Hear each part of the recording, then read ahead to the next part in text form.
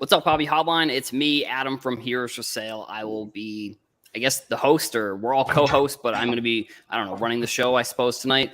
First, we have Herman from 3B Collection. How we doing tonight, Herman? Doing good, Adam. Good to hear. And then we also have Erica from Love What You Collect. Erica, how's it going tonight? It's going good. Happy to be here. Glad to have you here as well. And Uncle Rich Klein. Uncle Rich Klein, how are we doing tonight? We are doing fine. We got to hear myself talk about 1989 on an iHeart podcast, so that was always fun. That one of our other hosts, Dr. Beckett, and I did a taping / video shoot at the new Beckett offices a couple weeks ago, and the podcast has been released, and there hopefully will be a Netflix component of it as well. Oh, wow. And they can find that at iHeart Media, maybe just... there's a link I put in our group chat. And perfect. And it's posted. It's Growing Up 80s or something like that. Oh, awesome. Yeah, that's really cool. Yeah, it was really cool. The podcast ran today. So, it's funny. We talked about the problems of 1989. The problems of 1989 are dissimilar, but similar to the problems of today. Mm-hmm. There were too many cards issued in 1989. There are too many sets issued today. And I heard about some interesting news coming out of the Topps conference. Yeah, so on tonight's show, we're actually going to be discussing some of the stuff from the Topps conference. And, there's been a lot of news that's kind of been released. We're going to talk about a little bit of that. We're actually going to start off with a cool topic that, in my opinion, I think is actually super important to the hobby. I think one of the great things about cards and just collecting in general are, when you find stuff that's niche. So that's kind of the first topic that we're going to get into. So niche card collecting and just collecting in general. I want to start off with Herman. I know he's a big Freddie Freeman fan. Freddie Freeman fan. That's a little bit of a tongue twister there. And so I know he gets into a lot of different sets with Topps. So I'm just definitely interested, Herman, when it comes to niche collecting, for you, what's something interesting that's happened recently, or, a card that you picked up that you think is really cool? Well, I mean, like I said, first off, my collecting is solely based on really two players and one team. That's Freddie Freeman, Dale Murphy, and anything Braves. We was talking earlier about being too many sets out there. I've tried to focus when it comes to team sets and stuff for Braves. I just isolated it down to 3 or 4 sets, and they're all Topps brand. It's Topps Flagship, Heritage, Allen Ginter, and Gypsy Queen. That's it. I don't go for Panini. I don't go after Topps Fire or Bowman or anything like that outside of the Freemans and the Murphys that may come up in those sets.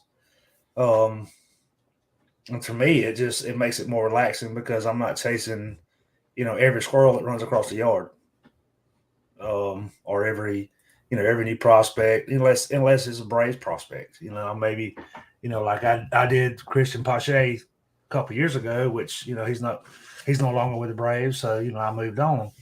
But yeah, it just, to me, it's I like it better, and it makes it easier to focus whenever you're just looking at 1 or 2 players, especially I grew up with Dale Murphy. Late 70s, early 80s. That's when my interest in baseball picked up, and he was one of the first players I locked on to. When I got back in the hobby in 2018, Freddie Freeman was one of the ones I locked into, so I stick with those two. Now for me, I do a lot. A lot of mine comes through trades off trading card database. I know several friends that I have through Twitter. They use trading card database. A lot of people still don't know about it. But it's a great way to pick up cards you don't have and, trade cards that you don't want. I can open a box, list everything on it that's not Braves on trading card database, and trade those cards for other Braves cards, and it costs me a stamp. So Yeah, Trading Card Database is actually a site that I use pretty frequently just for like, finding different cards or, I mean, I think their database is like got to be probably the biggest database of cards on the internet, in my opinion. I mean, I don't know if the other place, like check out my cards, you maybe can go there and find a similar catalog of all the cards. But in general, like I think Trading Card Database has like almost every set. And if you're looking for, if you're a content creator or you're just looking for like a picture of a card, there's a pretty high chance that you can go to that website, either enter the player's name or the set and find that card on that website for sure. Adam, as a person who works at ComC and also as a person who's also spent many years at Beckett on the database, I can assure you there's a hell of a lot more on the ComC database than the TCDB database. If for no other reason, and we have so many foreign cards in the non-sports category they do not have. I'll guarantee you that. And this is not a slut because he does great work. The guy that does TCDB really does good work. Well, and the big thing about Trading Card Database is, a lot of it is user driven. Right, exactly. Just like last week, I was going through some Murphy cards I had, and I run up on it was a 2017 Topps, the Rediscover Topps. Their stamp Rediscover, what it is, it was an 84 Topps card, but it was reissued in 2017 and stamped Rediscover Topps. Wasn't listed in Trading Card Database. It took me one email to Trading Card Database. They entered it. I posted a picture of my card, and now that picture is on Trading Card Database with the listing being added to the checklist. So, I mean, like I said, a lot of it's user driven. Yeah, that's great. I mean, I think also like that's like I think all the points that you made there, I think were really great. Like when it comes to just in general, like user generated content within sports cards. Like I think that's one of the other kind of cool things about sports cards is like if you go to a show or you go even, Trading Card Database or ComC, like you could find a new card or a new set like every single day, basically. So I'm gonna kick it to Erica. I'm definitely interested to hear from your perspective. Like, are you more of a a niche collector or like just broad general or kind of like what are you into? Like let the fans know a little bit. I guess I fall in the niche category with a lot of my collecting, but in terms of non-sport, I collect a lot of historical cards. I do collect actor cards, actor and actresses, and musician cards.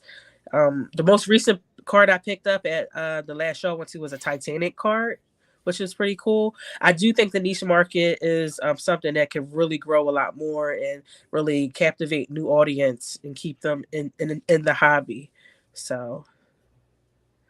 Yeah, I think I agree with you there too. Like I think that's one thing we've seen definitely in the markets in general, whether it's, Marvel cards or Harry Potter or Fortnite or kind of some of the niche, smaller products. Like I think we've definitely seen some growth in the popularity of those cards. And I mean, for me too, like when I was first getting back into sports cards, it was a lot of like finding a new set and then just like learning every single thing you can about it. And I mean, for me, that's like one of the cool things I like about cards and just collecting in general too. And, you get fun stories. Like when I was an intern for a TV station in my town. I used to live on the Cape. And so luckily I was the intern for the Cape League, or intern for the TV station in my town, and my town had a Cape Cod Baseball League, which is like one of the top summer leagues. And there was I was on the opposing dugout, and there was a player that came up to me because I was filming, and he was like, "Hey man, like what are you doing?" And I was just like, "Oh, I'm an intern for the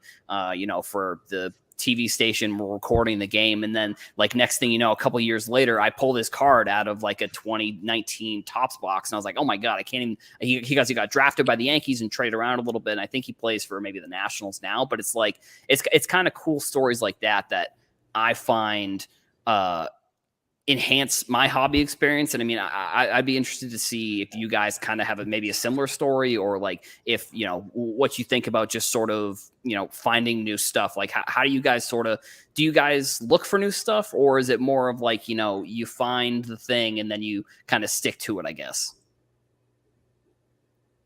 Well, I kind of you finished the 72 top set. You then went to Murphy and Freeman. So that was the 72 was kind of going along at the same time, but yeah.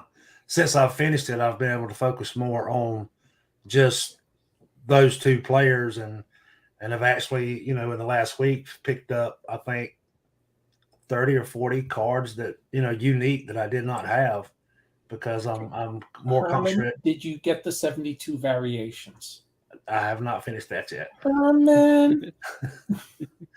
I've gotten two They're of not them. that expensive. This is not like trying. This is not. I know, and I just it's just that I quit.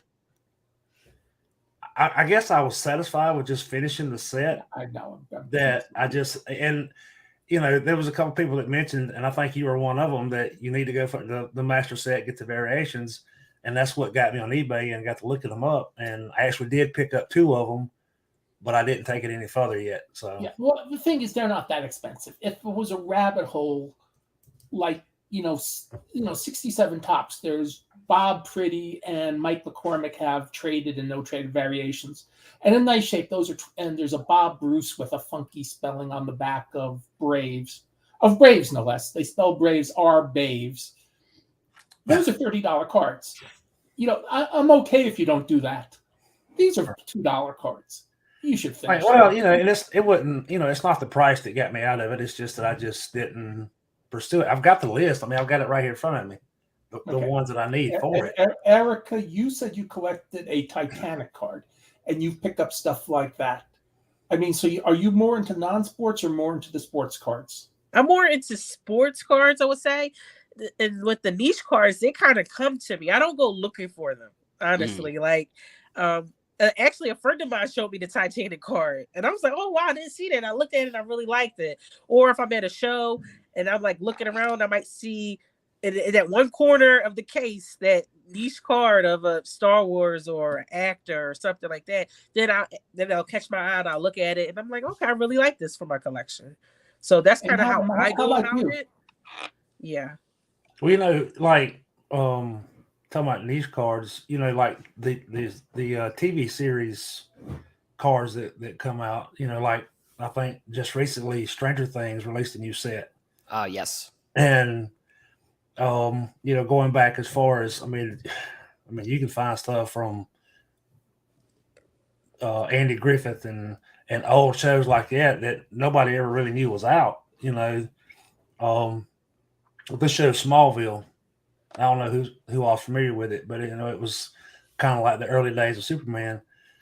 I got into watching that show, and I watched. I think it was in the 5th season. I never missed a show. I watched it every week. It wasn't until the 5th season that I realized that a company called Inkworks actually made a set going back, all the way back to season 1, and I started picking those up. And I've recently, since then I've collected all 10 seasons, and have just gradually kind of went back and picked up the piecework cards, which in sports, the patch cards, relic cards, or whatever, and a few of the autographs, and just kind of filling in the holes with it. But stuff like that's pretty cool, especially if it's something that you're interested in, and you get into the show and watch it. It's it's a lot like a sport. You get into a sport. You love the sport, you get to know the sport, the players, and you collect the players, it'd be the same. It's the same thing. So totally. And I mean, for me, like, the research is one thing that I can't get enough of that. Like, when I was one of the sports when I was getting back into cards was that I got into, like, I had been into the sport a little bit in college and kind of fell off a little bit. But then when I was getting back into cards, and it was kind of a prospecting thing, in my opinion, like the sport was soccer. And so, like, when you get into soccer, you see that the sets aren't all, they nowadays, like from probably like 2021 until now, the sets have been more traditional in the modern sense. But like, if you look at like the 20, like you look at like a Neymar rookie from like 2011, or like when I was looking at these players like Ronaldinho, for example, like there was a card. So Ronaldinho, his first card actually came from a set that lasted for 4 years. It was like a world sports set. And like, I was looking for this card for like months and months and months. And when it finally popped up on eBay, it was even actually like a reasonable price. It was like $20. So like, I bought it right away because it was a card that I knew existed, but that I had never seen before. And I mean, I know some people do that for, there's probably like superfractors, or there's probably like low numbered cards that people do that for as well. But I just think with cards and the hobby in general, what's really cool is that like you can do as much research and you can still learn something new like every single day, which is, I mean, for me, that's definitely something that that happens to me for sure. The next topic that we're going to get into here is the Topps Industry Summit. So that's going on, I believe, in Arizona. We're going to get into some of the news that's coming out. Topps hasn't put out any specific news themselves. I'm actually just going to share couple of tweets we have here, just quotes from the show. So watch the breaks. Ian, he is, I guess maybe he's a friend of the show. I'm not sure if he's ever been on the show before, but he does a show, or he did a show, I think. I'm not sure if he does anymore. I think he does. Go GTS. He does that. He did or does that show. I'm actually not 100% sure, but he's been around in the hobby for a long time. He's a great follow on Twitter. So he's posted a couple tweets. He's out there in Arizona for the industry summit. So we've got one here. It says Fanatics goal 10x the amount of collectors in the hobby. And I mean, I think that's a little bit of a, I don't know. I guess you could call it controversial, because I think some people want more collectors, some people don't want more collectors. Herman, from your perspective, like for Fanatics coming in, like, do you think that like increasing the amount of people that are in the hobby is a good thing? I mean, I can see both sides, but I'm interested we'll go around the table and see what you guys think. I think it's great. I mean, the more the merrier. I mean, you've got people complaining about, they're still running the presses on Topps flagship, which in my opinion, I think they should be. I mean, everybody wants an introduction level set. What better set than that? I mean, that when it comes to card collecting, that is the original, outside of the 51 Bowman, but it never took off. Well, I say it didn't take off. Topps took it over, but yeah, I mean, if they're going to run the presses, the more people in it, the better. Right. Yeah. Like I said, I agree. And I mean, I even think that if people don't want it, I can definitely see even that perspective too. Like it's definitely a controversial topic. I think on one of the last shows, actually someone came on and was kind of discussing that they didn't want more people. Like, so Eric, which boat are you in, you think? Of course, more people, the more the merrier. I don't think there's any other way to think about it. If you think about it the opposite way, you're just closed-minded or selfish. But I think I'm interested to see how they're going to approach obtaining new people in the hobby. I'm just hoping it's in an authentic way and in a way that's comfortable for new people to stay here. Right. Well, look at what they're doing. I mean, look what they're doing now with J-Rod. He's passing out packs in the stadium. Yeah, I love that. We've all said for a long time that that's something they need to start back doing, is giving out cards at baseball games to get baseball fans into collecting. Because I mean, and a lot of people said this before, but most every sports card collector is a sports fan, but not every sports fan is a card collector. So go after your customer base at sporting events. Right. Yeah, totally. And I think too, like with Fanatics kind of coming in, I mean, whether we like it or not, they're sort of going to be the ones that are overseeing what happens in this hobby over the next, 5 years. And I think we've seen ebbs and flows throughout the hobby, but I think the one thing that definitely has the hobby will never go away. Like that's sort of one of the things that I think we've seen like I said, ebbs and flows. Rich, you've been in this hobby for a while. Like, do you think that Fanatics coming in, do you think that we're going to see more ebbs or more flows? Like, where are you kind of sitting on like Fanatics trying to 10x the hobby, I guess? Well, they kind of sort of have a vested interest in growing the hobby, in growing the pie. And on what planet do you not want this hobby to grow? So they're very smart marketers. There's not dumb people running Fanatics. You don't get to be valued at however many billions they are by not being good at business. So they're going to do, and there might be some ebbs and flows because what they do may not always work, or the economy may change. But they're going to do what's needed. And, and if you've heard me, and I'll use the word rant, and it's not really a rant, but if you've heard me rant on doing some of these shows, I always use the term business reason or business level. On a business level, and with the money they're spending, they want the hobby to grow. They do not want the hobby to stagnate. If they want to do 10x, they're going to do things to make it grow. They also have better player contacts than Topps has. And they do things, and like, for example, with this, and they announced something about the MVP. They will do an MVP promotion again this year. I saw from one of the tweets. Well, and I work at ComC, and we're handling the MVP promotion for the store owners. So it helps me too. Anything that keeps me employed, I'm a big fan of. Let's be honest. But Fanatics is going to look to do things that make sense. The MVP promotion was great for everybody. It was great for the store owners. I had 3 Chrome, Aaron Judge, and Goldschmidt cards. So I got $60 of credit at my LCS. That's a win. All of a sudden, I had $60 extra to spend. They're going to do it again. They realized it worked for all concerned. And I have not heard anything from it. I heard one dealer who had a minor complaint about getting his check from us at ComC. And it turned out it was something he did wrong in how to request the check. So I have not heard one issue from anybody who wanted to get paid or get store credit. Well, and so that's a win for me as an employee. I like that. Right. But it's also a win. They involve ComC. They involve store owners. They involve collectors. Is there something better? Was there anything better they could have done on that?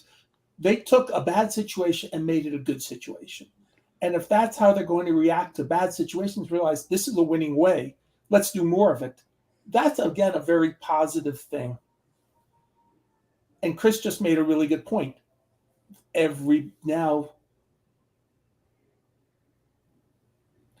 That's what I mean by a business level. Yeah. And think about what, if you think about the MVP buyback, that was like, when it comes to a business sense, that was a great move on their part, because how much harder did it drive Topps Chrome having that buyback versus if they didn't have it? How much of it would still be sitting somewhere in a closet or on a shelf, or people are actually ripping into it trying to find these Judges and Goldsmiths and getting that credit. Yeah, and I think one of the questions that I get pretty frequently, like on TikTok and like on other social medias, is like, what should we do with base cards? Like, what do you do? And I think for me, I definitely fall into the scenario where, like, I'll get a couple boxes, and the boxes I'll open them, and I'll just put the cards back in the box, then I'll put the box on my shelf or in my closet somewhere, and then they just sit. So I mean, if they can.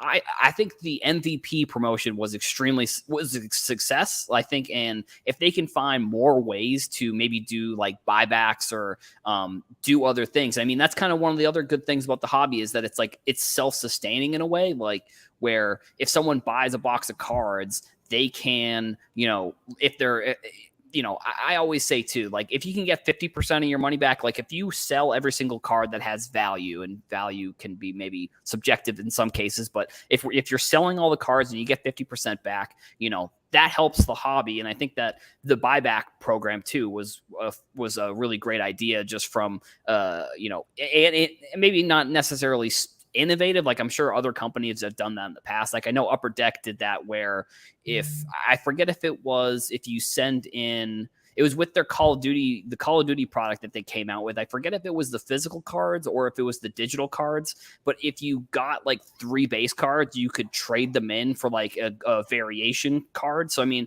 if they can figure out ways to do that, I think that would be really great as well. Yeah. And I think Chris talked about the league and the Players Association having skin in the game now. And I mean, I think that's, we're going to get into a little bit later a picture of a bunch of Bowman cards, and we want players to care more about these cards, but like there hasn't necessarily, other than like the money that they're getting for signing the cards, there hasn't really been that opportunity. And so I mean, I don't know, we'll see sort of what happens in the future with Fanatics and with some of these cards. I want to pull up another one of Ian's tweets from the show. The Fanatics CEO talked about focusing more on the fans. And I think this is sort of one of the things that we kind of have touched on a little bit. So, enhance the experience for existing collectors, attract new collectors, and make it sustainable to stand the test of time. I mean, I think those are 3 examples that we just went through pretty well. And I want to pull up actually one more of his tweets from the show that I thought was really cool. And I actually think is innovative in a way where you look at like some sort of chase card or like a chase for something you're pulling where it's, X player you can get a follow on social media. And it's another way to get the players involved in collecting and in sort of the space a little bit more, where in the past, it was more of a transactional type of thing where we didn't really see that players caring as much because, like I said, it was just a transactional thing for them. And I mean, even for some of these younger players now, they're not, the I don't want to sound ageist here, but like the players that were, the stars and the young stars in the 90s and early 2000s, I'm sure probably social media wasn't around and, the news cycle wasn't 24/7. So they weren't seeing all of their cards selling for thousands and thousands of dollars. So like, you have Bowman prospects or you have like, even LaMelo Ball or a Zion. They're seeing that their cards are selling for thousands, hundreds of thousands of dollars. So, getting these players involved, I think is definitely really important. Erica, do you have any, comments on like getting more players involved, or like, how do you view the importance of, players in general sort of in the hobby? I'm like 50-50 on it. I think that might be a little bit more important for new people in the hobby, like getting the new people in, especially the kids. I think they need to come up with some more ideas. I think the following on social media, that's kind of borderline corny, in my opinion. But it just got to be more creative and figure things out. Even if it's like with high school athletes for the same sport they play, do a 30-minute Zoom call once a year for, something like that would be a little bit more enticing for collectors, especially young collectors, to be excited for. Yeah, I agree. I think that would be really cool. Herman, do you kind of what are your thoughts on players getting more involved in the hobby as we've seen it over the past couple of years? I mean, they're definitely getting more involved. And like I said, I go back to the Julio Rodriguez deal where they've got him passing out packs in the stadium to fans. I mean, they could push that out and do more of that with players like Ohtani and Trout and just some of the bigger name players that everybody, a lot of the kids look up to, and have him doing kind of some of the same thing. I mean, that's, if you have Mike Trout walk up to a kid and hand him a pack of cards, if he's never had cards, that's going to pique his interest right there, just for the simple fact that Mike Trout gave me this pack of cards. What is this? And pick up and go with it. I mean, it's stuff like that. I mean, they can do a lot inside the stadium and not have to go outside of the stadium to do stuff like that, because their audience comes to them. Yeah, I think baseball too in general is one of those sports where it's like fan interaction, I feel like, is so much more important and should have more of an emphasis, in my opinion, on just going to a game. Like, like the story I just said, like I was an intern and this pitcher that I had never heard before, this random pitcher is like a player that I've been following his career, and he's not like a superstar, but it's like these interactions with these players. And at the time I was 21. So it's like, just think about like if you, like you said, if Mike Trout came up to you and gave you a pack of cards at a game, like that's a moment that these kids are never going to forget. And the great part about that, if it's involving cards, it's like you're getting cards involved in a moment where a kid may tell that story for like the rest of his life. Cause I don't know, Exactly. who knows how many games that we go to, like as an adult. I mean, when I lived in Boston, I went to Red Sox games pretty frequently, but I mean, as a kid, like there's just something special about like having a moment with one of those players. Rich, I'm interested, you and Dr. Beckett did the podcast about the 80s and cards from that era. So like from your perspective, like has player involvement changed over the past, couple decades, or like, or what was it like, in sort of maybe that era compared to this era?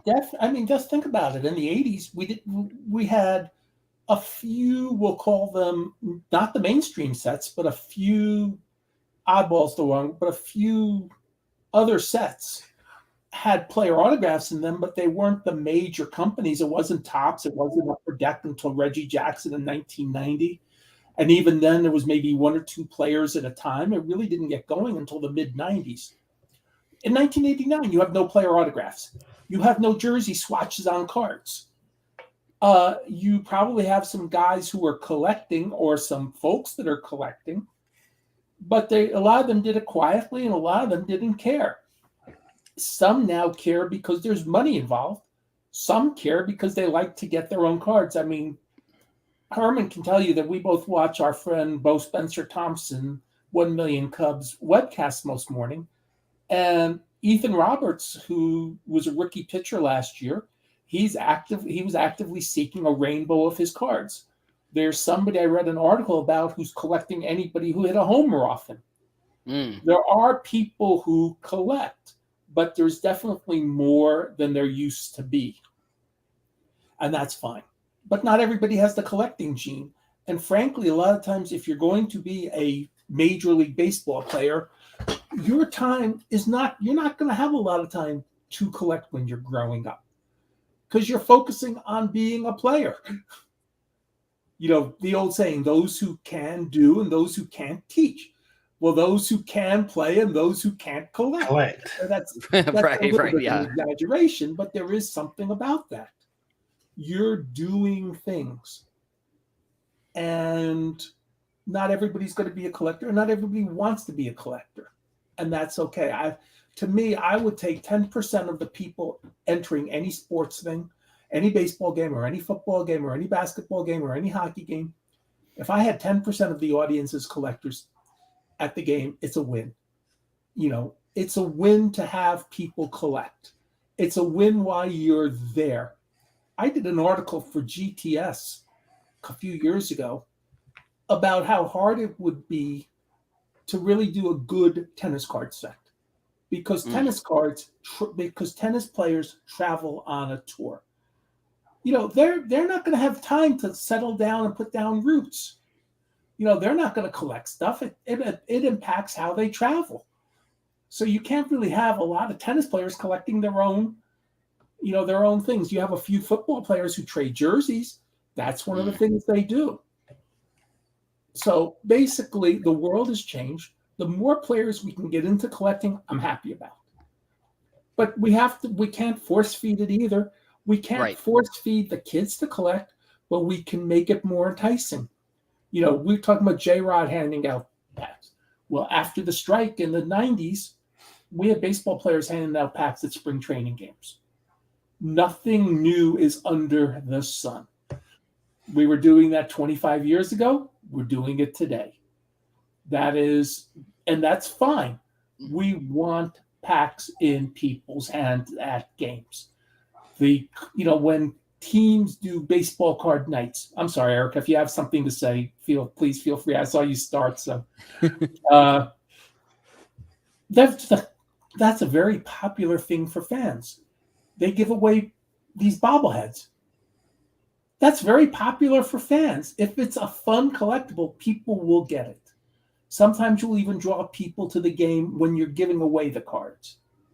There's nothing wrong with that. In fact, again, that's all positive. And Fanatics runs the pro shops. When I listen to the Cowboys games on Sunday, if I'm listening on the radio and they advertise the fan shops, it's powered by Fanatics. Well, don't you think they have a vested interest in putting some cards into those pro shops? Definitely. Yeah, so there's a lot. Those are all things that we thought nothing about in 1989. We had card shows. We had card stores. We didn't really have an internet. We didn't have anything like this. It was a big thing if we got hobby media, if we got any sort of earned media with the expression. I still have some stuff. I still have a scrapbook. Not scrapbook's the wrong word. They're sitting in various places, but I had to clean my office out, and I found maybe 10 articles I was in, over the years. Oh, that's part of my scrapbook. That's fine. But that's how we got it in those days. It's different now, and that's perfectly fine. Totally. Late 80s, late 80s, early 90s, the way you found out about card shows around here was in the back of the Beckett. Yeah, it's definitely a lot has changed. I know, Erica, you were trying to get a word in there, so let's hear what you were gonna say. Oh, I fully agree with Rich, and one of the key things he said was when fans get a fun collectible item like a bobblehead, even t-shirts, fans or people love getting. I don't know if sports cards will quite do that, but like Rich said, if you get 10% in, 15% new in, that's good. So yeah, I think the expectations of like getting 50%, 60% of sports fans to become collectors, I think that's going to be really hard for Fanatics to really try to roll over and take that goal on. But I think they need to look at more of the 10 to 20% increment base.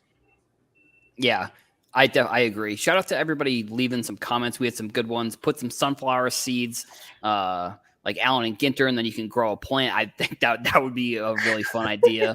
And then card companies should put gum in the packs. I actually would think that would be funny because, I think the one thing that too, like you look at like when people open like the packs from the 80s and 90s, like one of the things that they always say is like, oh, is the gum in here? And it's like, there's got to be ways that we can create stuff like that within cards. And Erica, I think you had a phenomenal point there with the t-shirts. Like people like love t-shirts. Like, and I don't even know if there's a way we can transfer some of that into cards. Like, I think one of the other things that just popped into my head is like, think about like, the like at some basketball games when they throw the like things over the balcony that have the like parachutes. Like if you put like, I don't know, cards or something in that, like, I think that would be kind of an interesting idea. I mean, if anybody else has comments, like stuff like that, definitely drop them in there.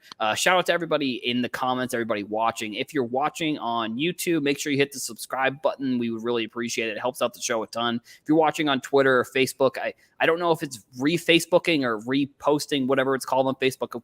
Twitter, it's called the retweet, but if you throw us a retweet, we would really appreciate that as well. Everybody's working really hard on the show.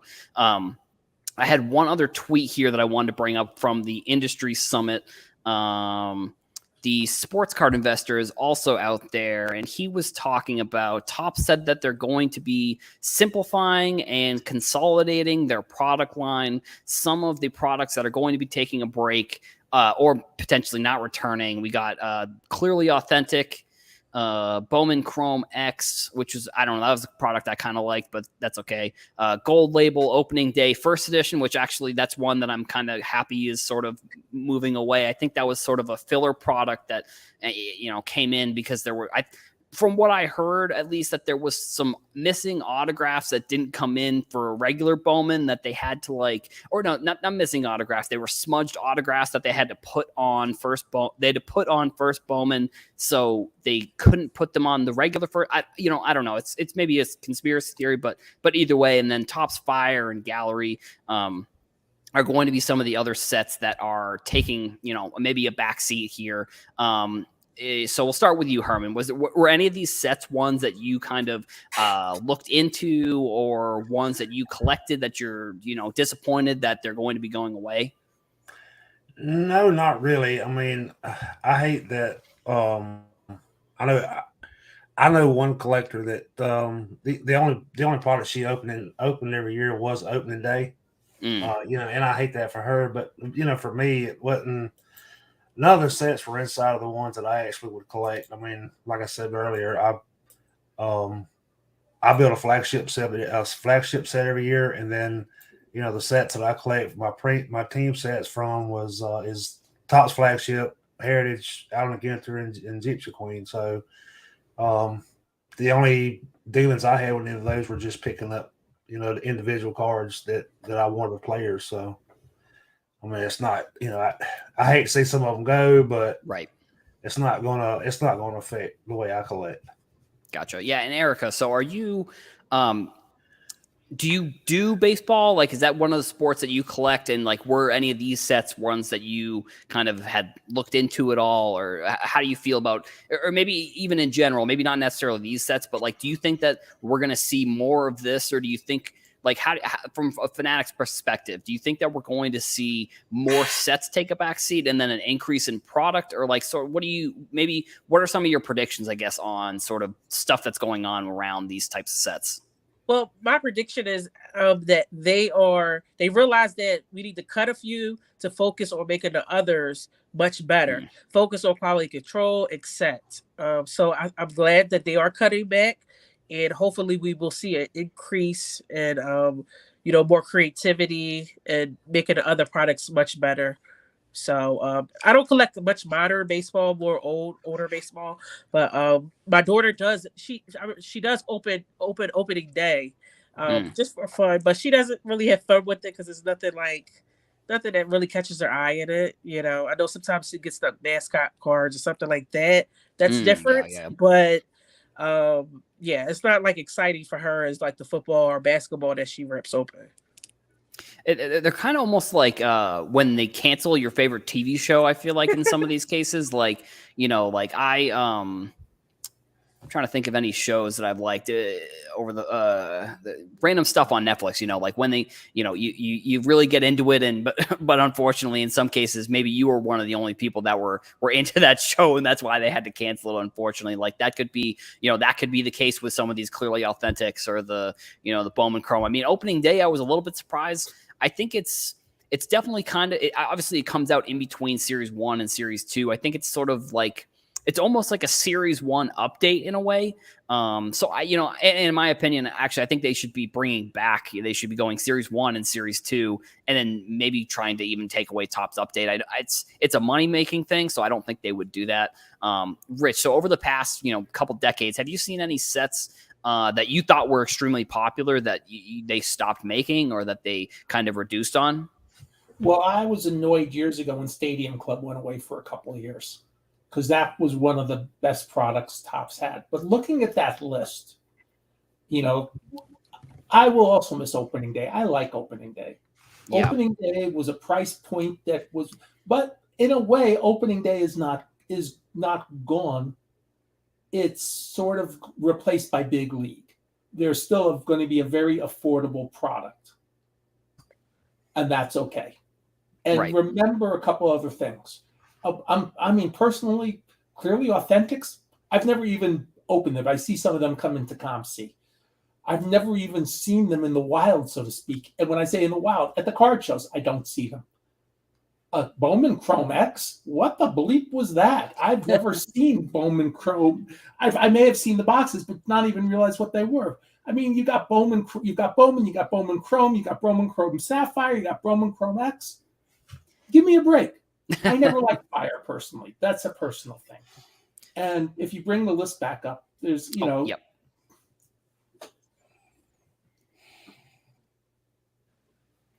Yeah, Fire actually, unfortunately, was one that I did like, but it was more specifically because of the artist is a Australian artist, Tyson Beck, who is the original designer of the original Topps Fire from 2018. So that was one that I actually, unfortunately, that they got rid of. Here we go. Here's the list. Yeah, I was never a big fan of Gold Label never found a place either in the hobby. Yeah.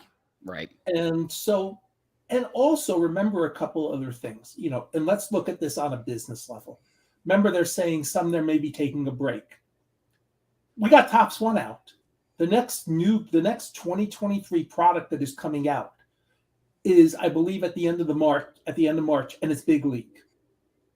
Heritage, which normally comes out in February, if we're going to see it, it's not even, and it's obviously, according to them, not on this chopping block. We won't even see Heritage to April. That's 2 months later than usual. Usually I'm done with my new products for the year by the end of February. I get my Tops 1 box, I get my Heritage box, and I'm done. Now I've got to wait a couple months. It's not the end of the world or anything, but it's, they need to, on a business level, catch up. I mean, look, and this is not relating to Tops, Upper Deck, and they knew this. Do you know what they released last week? 2021, the Cup. Yeah, Now, this is I was seeing March that too. That's crazy. People really want a 2020 rookie card. Right. Crazy. Yeah. So I think with that said, it does have a little bit long-term collectability, because it is like the national treasures of hockey, but like I did see that was kind of interesting. Right. And it's got the guy from the Minnesota Wild, who's a really good player. It's going to have a signed rookie card of him. So, on a business level, it's a really good one to reduce. So I'm not trying to make fun of it. I'm trying to just say people are still catching up to supply chain issues, what they fell behind, how they printed. Right. Giving products a break for the year or putting them away will let you hopefully by 2024 be back on the schedule you're supposed to be on. And again, that's a smart business move. Well, let me ask you this, Rich. You think that how much of this you think with them, putting some of these sets on the shelf for now, how much of this could be possibly be them making room for their licensing for football and basketball coming in? That could very well be. They're only talking about baseball, right? Those licenses are coming. They start them in a year or two, and so it is very important that.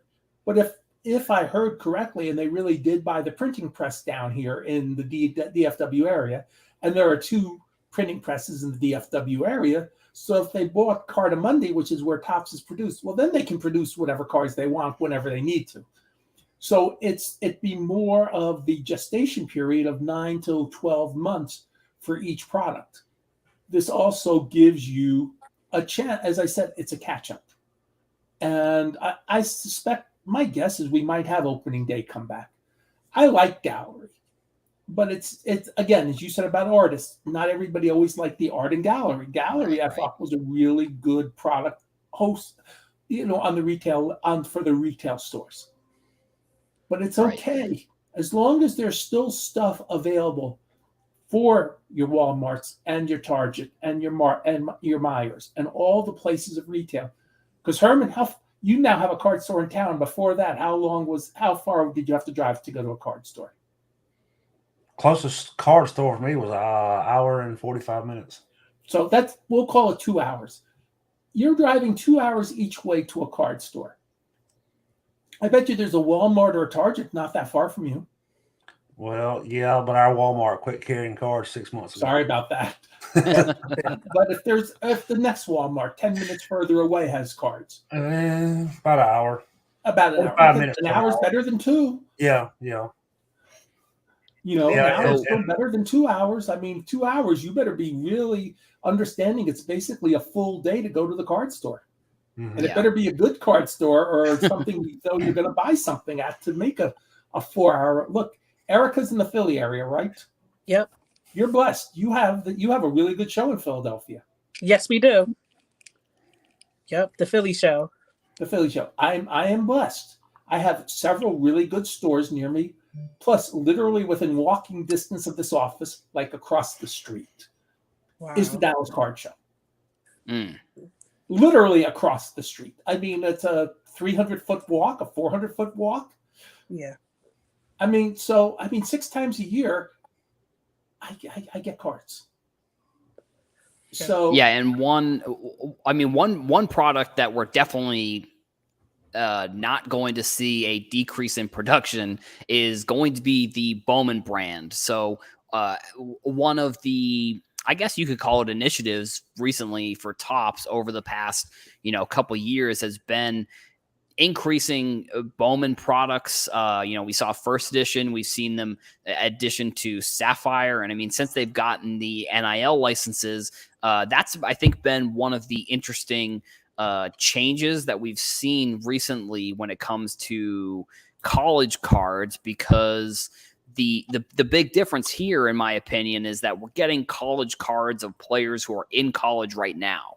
I think the one thing, there's almost a stigma around college cards that they're not, valuable. And I always use these terms like valuable or whatever they're worth in parentheses, just because the value of a card for somebody is not going to be the same as somebody else. Like, it could be, someone could be a huge Michigan fan and they're going to love any Michigan card that comes out. They could be a huge Georgia Bulldogs fan. They could love any Georgia Bulldog card that comes out. But I think one thing that, Topps is sort of taking over some of the cards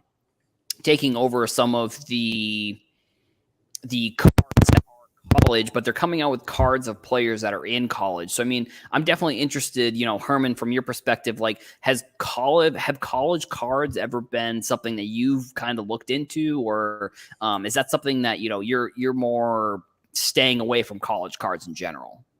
I've never actually collected like college cards per se, but I've always gone after well, you mentioned Georgia, which I'm a Georgia fan, obviously, but I've always went after past players with Georgia. Once they reached NFL, like Herschel Walker, Garrison Hurst, and players such as that. And matter of fact, since we're talking about Bowman U, Bo opened a box of the Bowman Chrome today, and pulled out some that I'm hoping to pick up from him. So I've never, like I said, never gone after college cards, but if it was a player that I followed in college, once he reached the professional level, I would pick him up.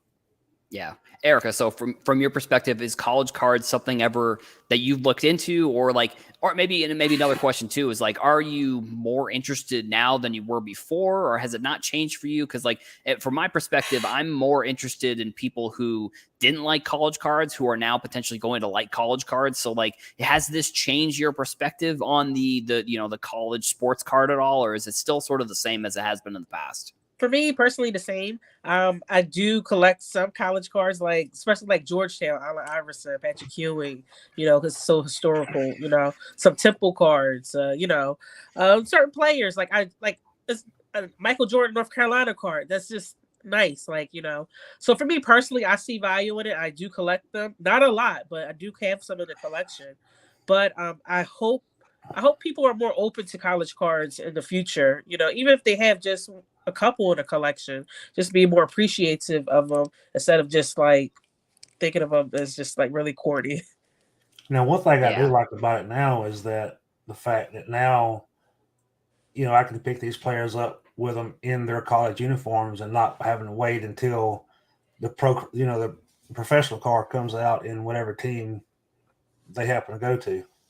Yeah. Yeah. I mean, I think that's the big difference. I mean, Rich, I'm going to throw it over to you for your comments here. Like, do you think that it's going to make a difference that so first of all, I mean, the fact that they're licensed, I think, is massive. I think that the unlicensed college card, that's not something that I would really be interested in, but I think the licensed college card, that makes a huge difference. But like the fact that some of these players are going to still be in college, Rich, do you think that makes any difference to collectors, or do you think like maybe we're going to see a little bit of a shift away from, or maybe not a shift, but maybe a growth in people collecting sort of college cards? Because I think with football here specifically, like the pipeline of how players go from like amateur to pro in football is much different than it is in baseball, where it may be in the same sort of timeline in terms of like when a player jumps onto the scene. But like, do you think that there's going to be that much of a difference for collectors when it comes to any of this? Like, just because I think this is a big move for Topps, so I'm definitely interested from your perspective. Like,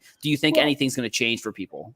Well, first, you have some parts of the country, especially football, Oklahoma, Nebraska, other places, Iowa. What's the big sport? College football. You have other places where college basketball is huge. Erica talked about the days of she mentioned Big East, basically Big East teams. Even if Temple's not in the Big East, they're a Big East team. Yeah. And you have pockets of the country where fans are very rabid and they will collect the cards of those people. And there'll be a natural selection as they get opened. Okay, the Nebraska people will buy the Nebraska cards. The Oklahoma people will buy the Oklahoma cards. The Pennsylvania, the Philadelphia people will buy the Temple, the LaSalle, the UPenn cards if there are any. They're, all those schools. The what is it? The Philly Five or whatever, the Big Five in Philly. Yeah, the Big Five, St. Joe's, Villanova. So and Villanova won a national title a couple of years ago. Could you imagine if there was a card set the year they won the national title? Especially now that Brunson and Hart play for. Me scout about this. I've been scouting for a long time that it's a natural move. I talked about it in our group chat in the third person today. So sorry for those who mentioned that, but it's definitely something where it's needed. And as I said, it's an excuse. A few weeks ago, I mentioned the gymnast, the very pretty gymnast. The Cavendish twins in Miami made the news because they were the first people penalized for an NIL violation. It was a slap on the wrist to all concerned. They're very pretty. Don't tell me that if there's a women's basketball set, Topps won't pay whatever it takes to get the two of them to sign cards. Or if you have like a Paige Bucher or like a Caitlin Clark. I mean, I actually, not that my tweets necessarily really matter, but I tweeted at Topps the other day. I was like, are we going to see any Caitlin Clark or Paige Bucher cards before they get to the pros? Like, I think Bucher who's injured this year, unfortunately. Like she's like the next, Jordan of that sport. Like I know we had Sabrina Ionescu, just she came from Oregon, is sort of kind of up and coming there. But like, yeah, I agree with you. I mean, I think if there's a women's basketball set, I think there are going to be big names in that sport right now. In general, like I would love to get some cards of them.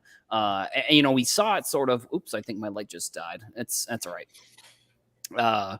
We saw, the Topps did the overtime elite. They did and they had a Mikey Williams card, who is a high school basketball player. So like that's sort of, maybe we're moving towards stuff that's kind of similar to that. And I mean, like you were saying, there's the fan bases in general that don't have pro sports. I mean, Alabama, for example, they're, a state that really doesn't have any pro sports. So like, that's why you see Alabama football fans are just diehard Alabama football fans. And, whether it's the player goes to the pros or they don't go to the pros, like if there was a set for those collectors, I think that they would definitely be interested. And I mean, this might be it. I mean, you have, Bryce Young is on the cover of this first kind of Bowman U set. So we did see Topps dip their toes in on some of the Topps Now. I think they were, or Bowman next, Topps Now. It was under the Topps Now brand. The print on demand is another great example of them sort of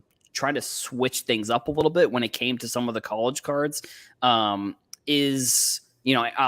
start from the top here. So Herman, like for you, like the print on demand stuff, is that anything that you've gotten into when it comes to collecting? A little bit. I've picked up a few the Braves Topps Living and a couple of the Topps Now for Freddie Freeman, but nothing that I actively chase after. Gotcha, Erica. So the Titanic card that you picked up, was that part of what set was that part of? Was that part of a print on demand set, or was that, I'm just using that as an example, but like, so in general, print on demand, I'm interested in your kind of thoughts on that too. And then what set did the Titanic card come from too, as well? I'm interested there. The Titanic card, no, it wasn't print on demand. It was an older card. I'm not sure what set it was. I was just intrigued by the photo or the card. And I personally don't like print on demand. I just don't find the images and the quality of it intriguing for me in my collection. It looks kind of like low budget sometimes. So I just stay away from it personally, but I do know a few collectors that are really into it, and I think it's really cool. I think it's something for everybody, and that's something that certain people like. Yeah, I agree. I mean, I think I wish that they would put a little bit more effort into the production of the cards in general. I mean, I enjoy I think the Topps Living set has sort of the like heritage, like the rougher finish on it. It doesn't have like the glossy finish. So that's definitely something that I like. So Rich, from your perspective, like are the print on demand sets, are those ones that, you look into? I mean, obviously, from ComC, you probably see a lot of people send in a ton of those cards. Is that something that you kind of look into at all, or is it something that you maybe stay away from? I don't do either. If I walk into one at a card store and it's priced low, I'll buy it. I'm not really worried about that. It's not part of my DNA as a collector. But as I said, if I walk into one, I'll buy one. One thing I noticed, and I should have said when we were talking about Bowman U, so we'll go back for a second. Sure, yeah. They're in uniforms. I saw the Tennessee logo. Yep. The Bowman U stuff from last year did not have the logos. Right. That's a big difference. These are licensed and really licensed. And that's huge compared to just having cards, of people dressed in like this. And in terms of the on-demand cards, I've always been a big fan for the card companies to do it. The future is a lot of direct-to-consumer. Let's look at Herman. If they do a Freddie Freeman commemorative set, well, guess what? Herman will go buy it. Mm-hmm. Herman will be first in line. Yeah, he'll be first in line. So it's okay to do that. And that's the future. It also gets you a mailing list. It gets you email addresses. It gets you addresses. Right. Exactly. The most important asset I have when I do a promotion, I send out promotions for the Dallas Card Show for ComC. I do it locally. And the one thing I do is I have almost 900 names on my mailing list.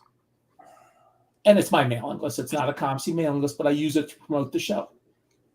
And every show I get 25 new people every show. And I want people to be on the mailing list because if other stuff comes up, I want to keep them informed. So I can do direct to consumer that way. It's not like I'm going to sell cards. But, I get an email from Topps every day. I get emails from Panini. I get emails from Upper Deck. They all have my email. I'm fine with that.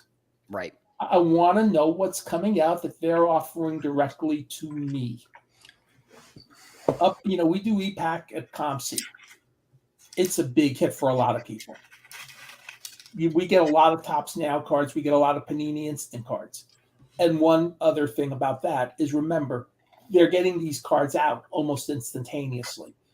The question is, do you really want the super duper quality of the best photo, or do you want, if it's Topps Now, when do you want the cards out? Do you want to wait a week, right, or do you want, if Damian Lillard had 71 points last night? Well, if Panini's going to do an instant card, do you think they're going to wait 2 weeks? No, they're going to send the card out the night after he gets the 71 points. He's the second guy this year with 71 points in a game. You could even do a double combo. And then if you're really good, if you have some extra sticker autographs, maybe you make 10 cards with a dual player sticker autograph. Yeah. And get that sell that to the moon. But why not get the card out the week after he scores 71 points? Why not have the card in the person's hand? Do you want the perfect photo, or if it's an instant card, how quickly do you want the cards out? And that's something Fanatics wants to do too. They want Topps Now to be even quicker than it is. So they probably want to streamline the production and the shipping process. Like maybe they'll spend more money. Maybe you'll have to pay more money to get the card, but you'll get it 3 days earlier. If it's Topps Now, do you want the card in a week, or do you want it in 2 days? Hey, if it's Topps Now, I want the card in 2 days because it's commemorating something immediate. The Super Bowl. Harrison Butker, who kicked that winning field goal. I want the card of him kicking the field goal by Tuesday or Wednesday. Right. I don't want to wait 2 weeks to get a card. And I understand you want better cards, but sometimes you can't have both if it's now or instant. Sometimes it's one or the other. I think really an interesting opportunity maybe will be like getting Panini Instant and Topps Now. Well, I don't know. Maybe it won't be Panini Instant, but it'll Topps Now or whatever, Fanatics, whatever they come out with, like at the stadium, like, you get the card as you're leaving, or you get actually it probably would have to be if you get the card as you're leaving, because the thing would have had to have happened, I guess. But I mean, I think that would be kind of an interesting opportunity for, you know, if Topps or Fanatics really want to maybe go crazy one of these days, like, you know, figure out a way to, I don't know, create the cards like on site. Like I don't even know if that's necessarily possible with the quality or any type of stuff like that. But like, I don't know. I mean, I think that would be kind of a, you know, it's you're really getting it now. Like you're getting it right now. Like you don't even have to wait a week or two to get it. Like printers, if you're willing to sacrifice a little bit of quality, you can get it immediately. I also want to point out that we're really hobby hotline overtime. Yeah, right. Yep. So I think actually, like, you know, like Rich was saying, I think we're actually going to wrap things up. I want to thank everybody for watching. Thank you, everybody who's listening on the podcast, all the networks, Spotify, Apple. You know, if you're listening on any other podcast networks, thank you as well. Thank you for watching on YouTube, Twitter, Facebook. We will wrap things up. Herman, do you have any last words for the audience? No, just you know, click what you love. Erica, do you have anything? No, thank you, everyone.